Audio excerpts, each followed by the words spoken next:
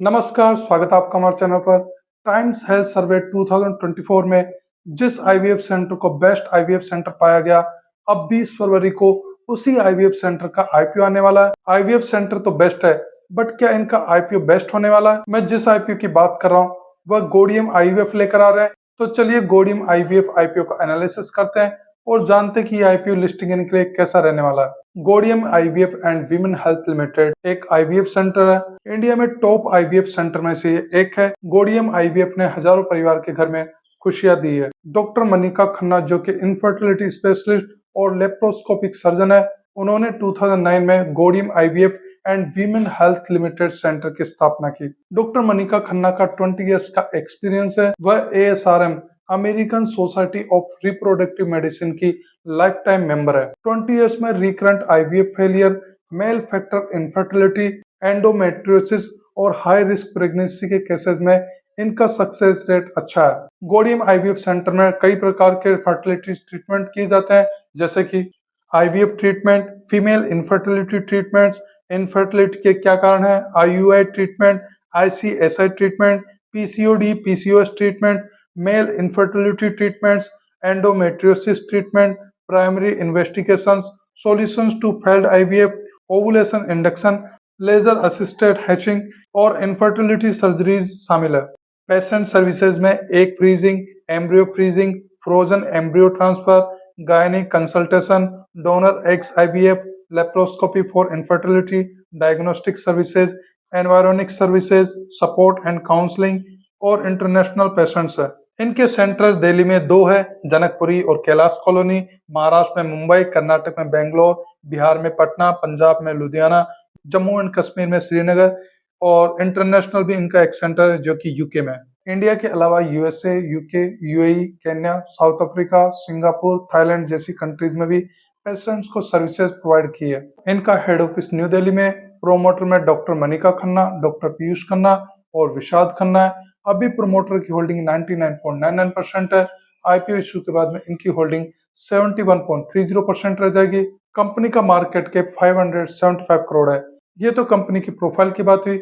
चलिए कंपनी के फाइनेंशियल देखते हैं। 2025 फाइनेंशियल ईयर में इनके असेट 88.51 करोड़ है। इनके असेट में लगातार अच्छी ग्रोथ है। रेवेन्यू 70.96 करोड़ है। इनका रेवेन्यू 47.37% इंक्रीज हुआ, जो कि अच्छी ग्रोथ है। प्रॉफिट 19.13 करोड़ है। इनका प्रॉफिट 85.36% इंक्रीज हुआ, जो कि बहुत अच्छी ग्रोथ है। 2024 फाइनेंशियल ईयर में इनके प्रॉफिट में थोड़ी कमी आई, लेकिन 2025 फाइनेंशियल ईयर में इनके प्रॉफिट में बहुत अच्छी ग्रोथ हुई। इबिटा 28.63 करोड़ है। इनकी इबिटा में भी अच्छी ग्रोथ हुई है। नेटवर्थ 46.30 करोड़ है। इनकी नेटवर्थ में भी अच्छी ग्रोथ हुई है। रिजर्व्स एंड सरप्लस 15.60 करोड़ है। इनके रिजर्व्स एंड सरप्लस में ज्यादा कमी आई है, लेकिन सितंबर 2025 क्वार्टर में इनके रिजर्व्स एंड सरप्लस में वापस से बढ़ोतरी हो गई। उधारी की बात करें तो इनकी उधारी 18.93 करोड़ है।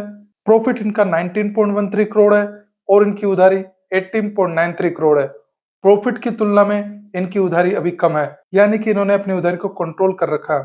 केपीआई वैल्यू देखे तो आरओई 41.31% है। आरओई बहुत अच्छा है।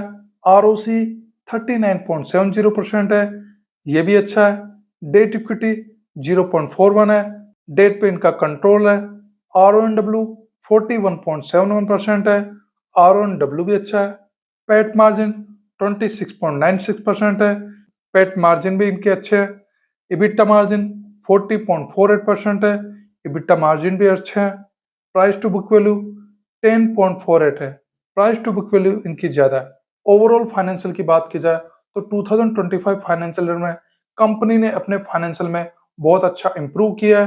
कंपनी का मार्केट कैप का साइज बहुत ही कम है, तो उसी हिसाब से इनके असेट, नेटवर्थ और रिजर्व्स है। कंपनी अपने फाइनेंशियल को ऐसे मेंटेन रखती है, तो इस कंपनी में लॉन्ग टर्म के लिए इन्वेस्टमेंट करने का डिसीजन सही साबित हो सकता है। आईपीओ का टोटल इश्यू साइज 165 करोड़ है, जिसमें फ्रेश इशू 90 करोड़ और ऑफर फॉर सेल में 75 करोड़ है। एक शेयर की प्राइस 75 से लेकर 79 रुपीज है। एक लॉट में 189 शेयर है और एक लॉट का अमाउंट 14,931 रुपीज है। रिटेल इन्वेस्टर मिनिमम 1 लॉट के लिए और मैक्सिमम 13 लॉट के लिए अप्लाई कर सकते हैं। स्मॉल HNI मिनिमम 14 लॉट और मैक्सिमम 66 लॉट के लिए अप्लाई कर सकते हैं और बिग HNI मिनिमम 67 लॉट के लिए अप्लाई कर सकते हैं। ये IPO 20 फरवरी से लेकर 24 फरवरी तक अप्लाई किया जा सकता है। अलॉटमेंट 25 फरवरी को होगा। रिफंड भी 25 फरवरी से मिलना शुरू हो जाएगा। जिन इन्वेस्टर को IPO अलॉट होगा उनके डीमेट अकाउंट में शेयर 26 फरवरी को क्रेडिट कर दिए जाएंगे और स्टॉक एक्सचेंज में इस IPO के शेयर 27 फरवरी को लिस्ट होंगे।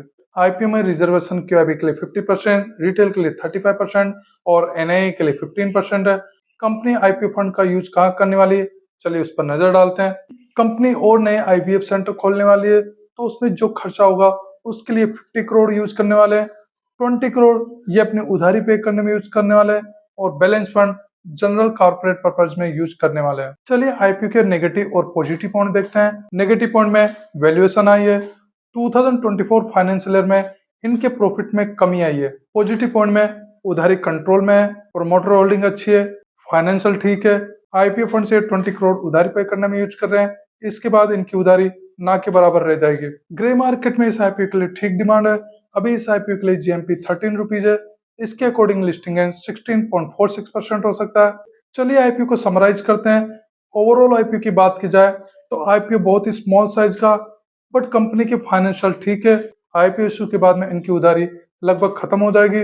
IPO के इशू साइज में फ्रेश इशू का पोर्शन लगभग 54% है और ऑफर फॉर सेल का पोर्शन 46% है। फ्रेश इशू का पोर्शन ऑफर फॉर सेल की तुलना में थोड़ा ही ज्यादा है। पर्सनली IPO मुझे अप्लाई करने के लिए ठीक लग रहा है और इस IPO से 20 से लेकर 30% लिस्टिंग की उम्मीद की जा सकती है। आने वाले दिनों में ग्रे मार्केट में इस IPO के लिए डिमांड बढ़ सकती है। फरवरी के महीने में 2 IPO है, फ्रैक्टल एनालिटिक्स और आई फाइनेंस IPO। इन दोनों IPO से ही लिस्टिंग नहीं मिला, लेकिन इस IPO से अच्छा लिस्टिंग की उम्मीद कर सकते हैं। आप इस IPO को अप्लाई कर रहे हैं या अवॉइड कर रहे हैं, कमेंट सेक्शन में बता सकते हैं। इस IPO को और अपडेट आपको 19 फरवरी से मेरे यूट्यूब चैनल पेज पर पोस्ट में और व्हाट्सएप चैनल पर मिलता रहेगा। इस वीडियो को लाइक कीजिए, शेयर कीजिए। अगर आप हमारे चैनल पर नए तो चैनल को सब्सक्राइब कर लीजिए। वीडियो देखने के लिए धन्यवाद।